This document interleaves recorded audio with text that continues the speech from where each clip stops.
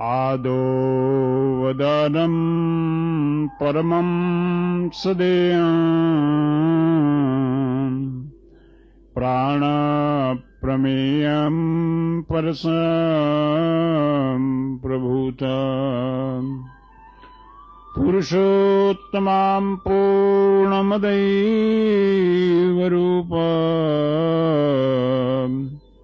निखिलेश्वरोऽयं प्रणमामि नमामि। हृदयं त्वमेव प्राणं त्वमेव देवं त्वमेव ज्ञानं त्वमेव चैतन्यरूपमपरं तहि देव नित्यं गुरुर्वै प्रणम्यं गुरुर्वै प्रणम्यं। निखिलेश्वरानंद स्तवन। जिस प्रकार हिमालय कहते ही एक संपूर्णता का बोध होता है, अध्यात्म की पगडंडी पर निखिलेश्वरानंद नाम ही पूर्णता का प्रतीक है, जिसके ज्ञान के समक्ष सिद्धाश्रम के सभी योगी ऋषि नतमस्तक हैं, जिनकी दिव्य आभा हजारों हजारों सूर्य के समान प्रकाशवान है, साधना और सिद्धियां जिनके समक्ष हर क्षण नृत्य करती रहती हैं, स्वयं काल भी जिनके समक्ष नतमस्तक है, जो समस्त शिष्यों को सिद्धियां प्रदान करते हैं, जो प्रेममय हैं, समस्त देवता जिनकी स्तुति करते हैं, ऐसे देवाधिदेव पूज्य गुरुदेव निखिलेश्वरानंद जी को मैं भक्ति भाव से अश्रुपूरित नेत्रों से प्रणाम करता हूं। ब्रह्मांड की ध्वनियों और शब्दों के संयोजन से निर्मित यह स्तोत्र, जिसके समक्ष व्रत तीर्थ उपासना मंत्र जप गौण हैं, इस स्तोत्र के पाठ से या सुनने मात्र से ही धर्म अर्थ काम और मोक्ष की इच्छा पूर्ण होती है, भय से मुक्ति मिलती है, असंभव कार्य संभव हो जाते हैं, दुख दारिद्र्य का नाश होता है। जो मनुष्य नित्य प्रातः उठकर इस स्तोत्र का पाठ करता है या सुनता है, उसकी कुंडलनी स्वतः ही जागृत हो जाती है। पूज्य गुरुदेव के आशीर्वाद से, उनकी असीम करुणा से यह स्तोत्र आपको सौंप रहा हूं, जिससे आप अपने जीवन को धन्य कर सकें। अनंत अनंत चेतना प्रवाह से आप आप्लावित हो सकें।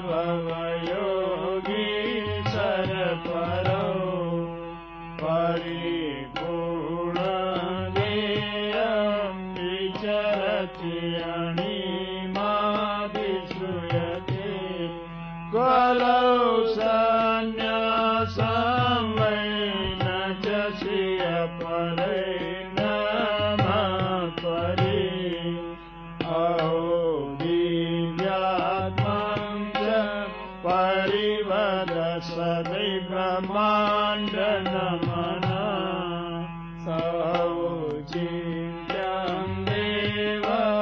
भवति नमः।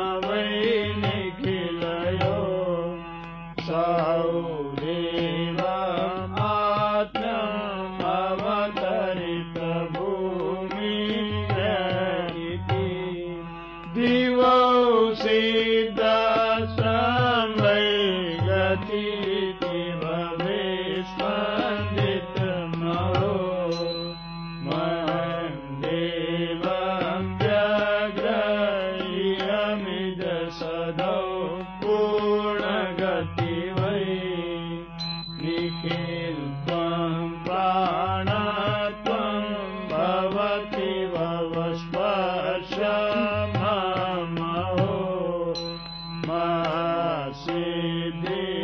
महसिद्धिस्पर्शं भवति नित्यत्वकरति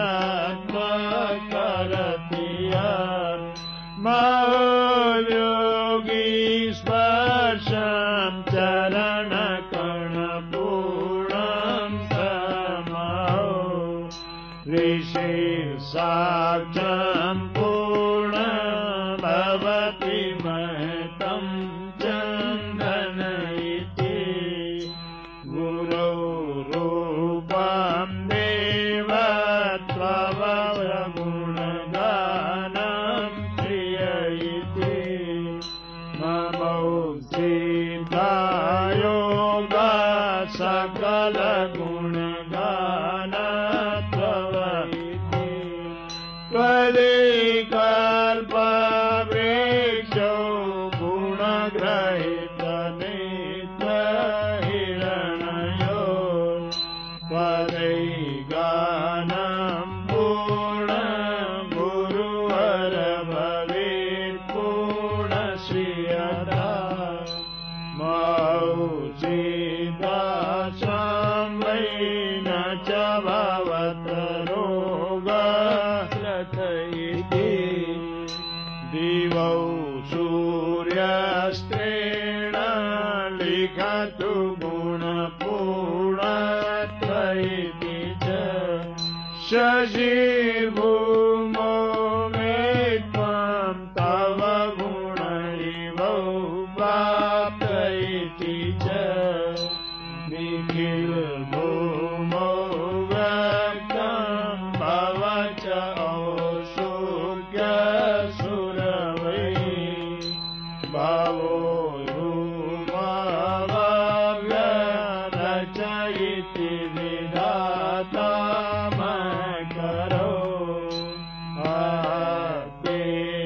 तेजस्विषु भवति करुणानेत्र इति वै महेद्वक्षरूपं जलधिवसतारं बलमहो अहोकामा विष्णुसुतयुत इति पूर्णगमहो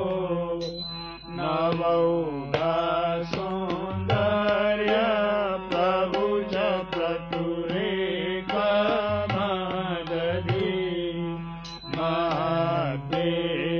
महद्देवयक्ष सुरगणप्रहेच शुकश्रुति यदि लेख्यं साक्ष भवतमहाशुक्रवमहो त्वमूर्च्छत्वं वै न कमलभवस्म प्रचूयते पुरौर्वै शान्तत्वं जलधिवपुषाराश्रयतु च भवेत् क्रोधोर्ध्रुवं प्रहरप्रवधावमिनयत सर्वोज्ञानं करुणप्रभस्नेह प्रचरुता नौ सामर्थ्यं वै श्रियत निखिलेष्म प्रणतु च हरिस्तेषां तत्त्वं भवत जनकल्याण इति वै समस्त ब्रह्माण्ड ज्ञानदवद श्रेयं परित च ऋषिर्वै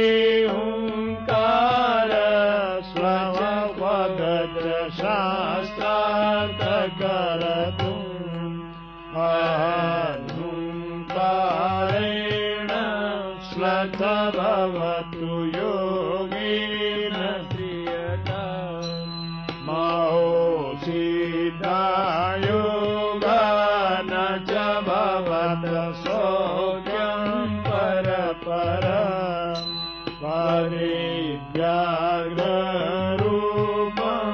स्वति निवसतः पूर्णमदनै अहो क्रोधाग्नि वै प्रखर हिमशैले वदतु नवोढासौन्दर्य सिद्धजलदिहास्य वैजना भवेत् सर्वसिद्ध न च वदति पूर्वत्वैति च महोत्शान्तं क्षेम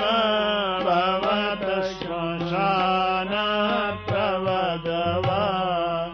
पठोद्रूपं सर्व भृकुटिकुटिलानित्यगति वै महोढासौन्दर्य स्मरति सुरनन्दन इति प्रबुद्धं नित्यं भवति निर्वाण इति च क्षिपूर्णत्वं स्नेहं द्युतिभवत ब्रह्माण्डमति लश्रेयत्वं श्रियं मम मधुरपूर्णं सद्युति निखिलत्वं रूपं भवति दिवदिव्यं देहवत् च इमौ पूर्णकृत्यं वसन भवजन्मौ च नितिर भविष्यं मेरुं शिखिर इति वेगेनवति च गिरेद्गावारं च भवति भववेदर्घ्यश्रुति च दिवौ सिद्धौ रूपं मनभवन औषध्यपरिवार न शक्यत्वं हेमं गिरवरणदौ वरैति वार्धक्यं शक्यं गतिरन वायुर्गति न जलौ मार्गश्रेयं न च भवति शक्यं नरसदो समस्तं ब्रह्माण्डं नमति निखिलं विमोह अजस्रगङ्गेया भवत नदसिद्धिवतुरिणा सौन्द्रव्याघ्र प्रबल प्रतलापि गतिमति मानौ गङ्गोद्भाविर्भवति कथमाना सरैति गतौ पूर्णरूपं प्रकृति नहि शक्य गतिमति क्षणौ यावद्रूपं कठिन ऋषिभिर्मोक्षदश्रुति महोद्योगानिद्रा विचरति है पूर्णदमिदम् अलौ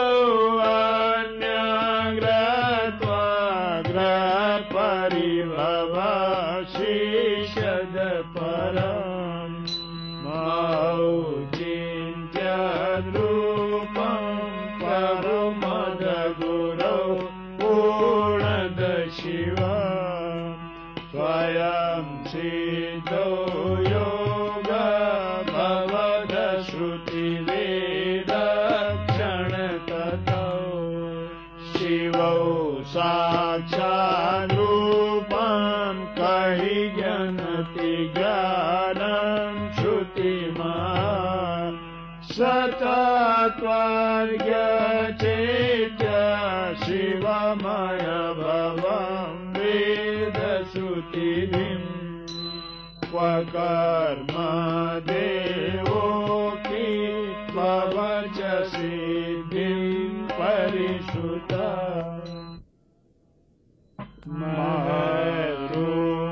महरूपङ्गेय भवच महाप्रेम श्रियसौ भवत्कर्म कृष्ण परम प्रिय प्रीतिर्नवश्रुता व्रतो पूर्णगीतां स च गुरुवैण श्रियमिदम् स्वपूर्णत्वं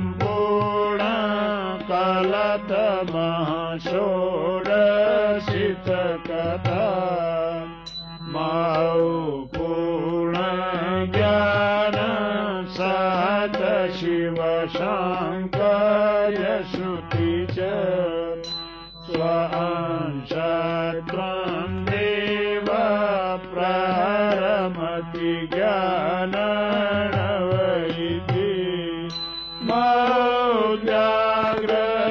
मौद्याग्ररूपं गजगणदयूतसहितरो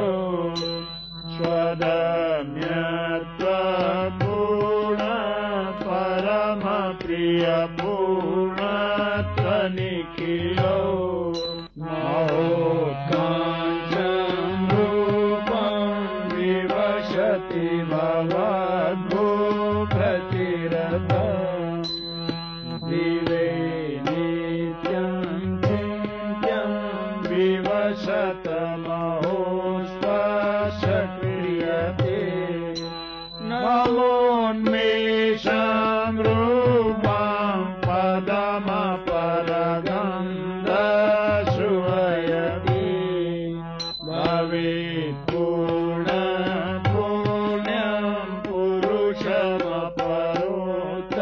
पुरुषमपरोत्तभवनिते महोत्सर्वरूपं स्मृतमिव इदौ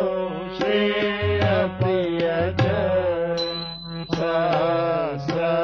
सहस्रस्वर्गं च निवसति क्रियापूर्ण इति वै स्मितहास्य श्रेयश्रवणवदनं पूर्णरत्नै वहं पूर्णश्रेय भवत भवयोगिमश्रिये त्वहं देवरूपं परममधुरश्रेय इति च न शक्यत्वं ज्ञानं श्रियप्रिय इति वै श्रियमहो त्वसंसर्गमेव भवत परमो च सुखवदै द्वैकीनं स्वर्गत्वं सुरवदन जात्रेतैति न शक्यत्वं ज्ञानं न च विदुरते श्रियमहो न ज्ञानत्वं रूपं नहि वदति वार्धक्यश्रियते परं सौभाग्यं वै सत सहचर्य विदुर वै दिवं देयं नित्यं भवमधुरस्वर्गमसौ भवे आश्चर्यत्वं विचरति भ्रमेभ्यर्थैतरम् महाकाली लक्ष्मीं भवत भवदेवी वरवदे शिवो साक्षात् रूपं जगत्पति ब्रह्मा स शिवो ध्यानं ज्ञानं परिमद परिपूर्ण इति च नाहं वासं नित्यं त्वदवरदलक्ष्मी शतविधं त्वपूर्णत्वं रूपं शतसहस्ररूपं परचिते भवरूपं नित्यं श्रियप्रियमहो पूर्ण इति च त्वमूढत्वं व्यर्थं जपति शिवमन्त्रमायिदम् भवेद्रोधरूपं भवतमकाल इति वदे त्वमस्मत्वरोधन च तव नित्यं शरणिते त्वयि भस्मक्रोधन च वदत योगी महाकाली रूपं भवत भवरुद्र तव सरी भवेत्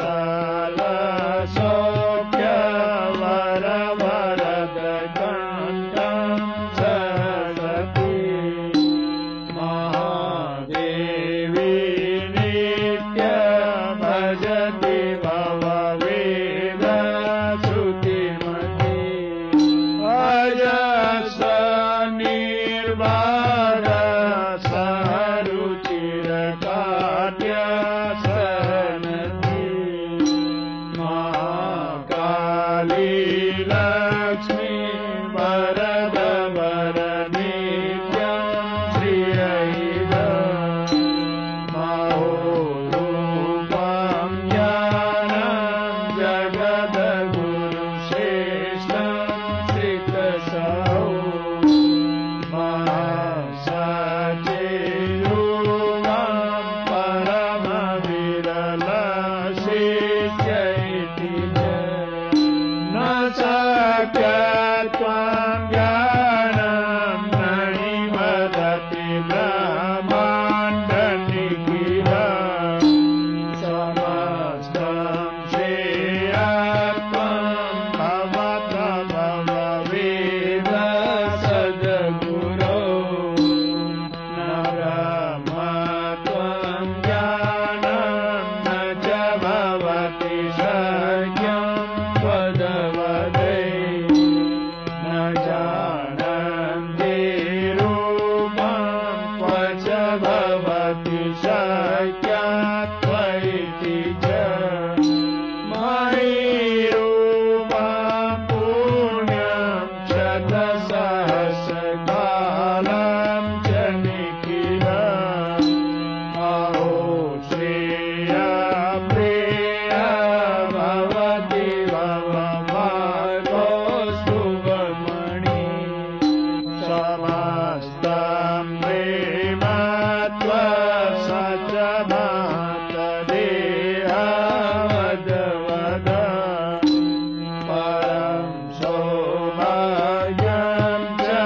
भवति नरदेह त्वयिति च श्रियैकान्तं प्राप्यं चरणवदधूरिं वदति वै अहं प्राप्यं रूपं चरणकलसेवामहो अथो नेत्रं पूर्णं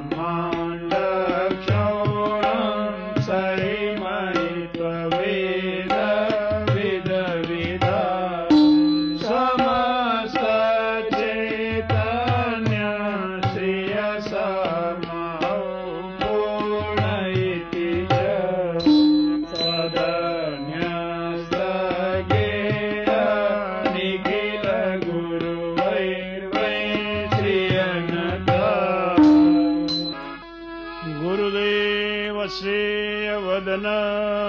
भव नित्यं परिवदन् कः वद निखिलत्वं पूर्णमन्त्र इतिर्वै सह त्वं वै यज्ञमन्त्रतन्त्रं त्वरौ ये सह श्रियवद ज्ञानं भवतु पूर्णः वदौ नः नहि भव छलधूर्त दोषपाप प्रपञ्च नहि भवतु शक्यसारं पूर्णवेशेण नित्यम् धूलिश्रेषीर्मनित्यः प्राप्तप्रेम श्रियं वै त्वं दोषमुक्तरूप निखिल मे पूर्णत्वं दः नहि भवति ज्ञान सत्यं सिद्ध वै यौवनेत्रम् अहि भ्रमति नद समुद्रे जर्जरे रूप नित्यम् त्वं पूर्णपोत भवने भव नित्यदेव आर्तनाद वदने गुरुरूप श्रेय गुरुवर प्रभु पूर्ण त्वं वदं देवरूप भवति जन्म मोक्ष भ्रमति वै निर्मिमेष नहि वद जानन्ते त्वं वदे पूर्णश्रेयम् महदेव देव नित्यं त्वां गतित्वं प्रपद्ये गुरुवर मयि मोक्ष पूर्णपोत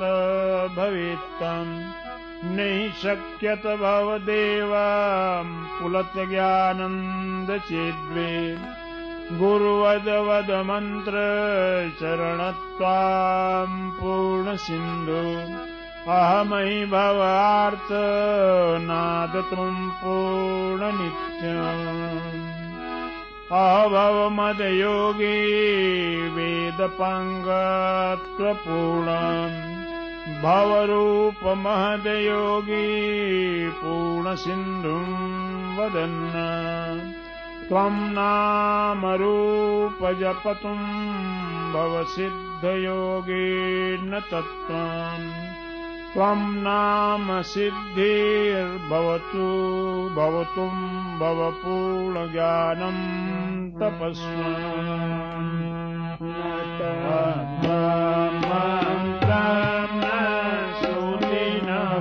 कल्याण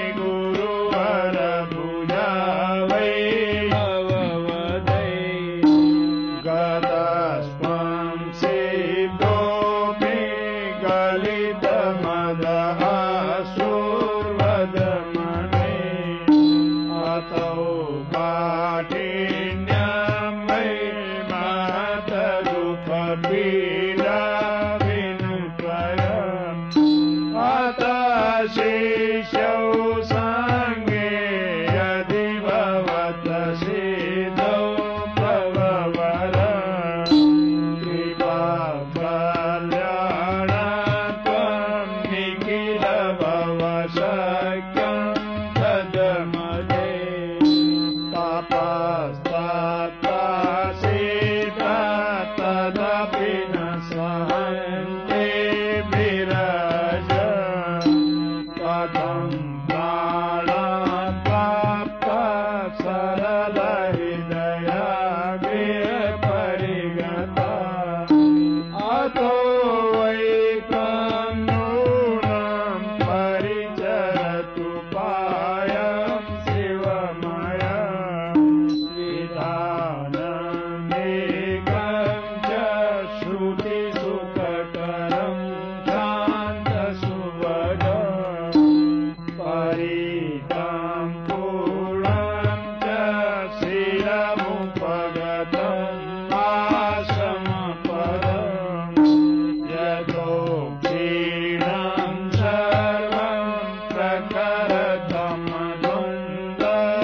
प्रखरतमद्वन्द्वमविकलं त्वमेकं शरण्यमनुग्रहतु धन्यं वितरतु न चैतत्सामान्यं तव परिग्रह शान्तमखिलम् न वेत्ति ब्रह्मत्वं परिभ्रमति माया परवशः सदा योगारूढा परमभिरहस्यं न च गतः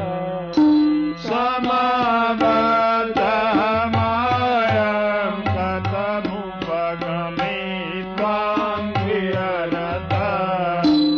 त्वदीयं कारुण्यं नयति सफलं जीवनधनं त्वमेवं कारुण्यं चिरपरिचितिं तत्त्वममलं परं श्रेयादीना सकलवशगं जीवनमिदम् त्वमेवं सौन्दर्यमहमपि च धन्यं तदगता इमं लोकं धन्यं युगमपि च धन्यं त्वदिगमम् तपःपूतदेह परमरमणीयं तव वचः तवास्ति पौरुषमिमगिरमपि दर्शितकरम् परं सौभाग्यं तत्प्रतिपदति सम्प्राप्य निखिलम् धन्यं धन्यमिति वदति सर्वत्र ऋषयः इदानीं त्वं तेषां परिचरसि कर्मादिषुरता